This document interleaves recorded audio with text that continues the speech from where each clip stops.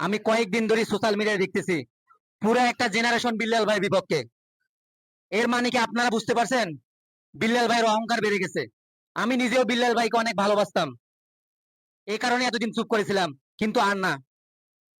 আপনারা ভিডিওর মধ্যে দেখেছেন নাসা ভাই ও জুয়েল ভাই এ নিয়ে কি বলছে।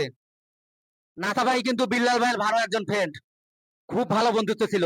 সেই নাসা ভাই বিল্লাল ভাইকে বলছে যে বিল্লাল ভাইয়ের অতিরিক্ত অহংকার বেড়ে গেছে, এই কারণে পুরা জেনারেশন বিল্লাল ভাইয়ের বিপক্ষে। জুয়েল ভাই একটা ভিডিওর মধ্যে বলেছে হৃদয় ভাঙ্গা গর্জন বইয়ের নাম, হৃদয় ভাঙ্গা গর্জন বইয়ের দাম 1,000 টাকা কিভাবে হয়?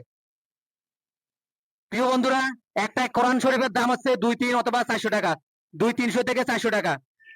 অথচ বিল্লাল ভাই বইটা লিখে দিলে নাকি বইয়ের দাম হচ্ছে 10,000 টাকা।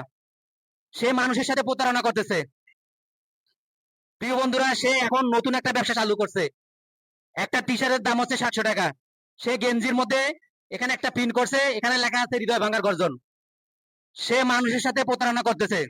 বিল্লাল ভাইয়ের উদ্দেশ্যে আমি একটা কথাই বলবো, ভাই, মানুষের সাথে এভাবে প্রতারণা করিয়েন না।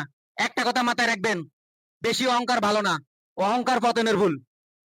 প্রিয় বন্ধুরা, ভিডিও যদি ভালো লাগে অবশ্যই শেয়ার করে অন্যদেরকে দেখার সুযোগ করে দিবেন। ধন্যবাদ সবাইকে।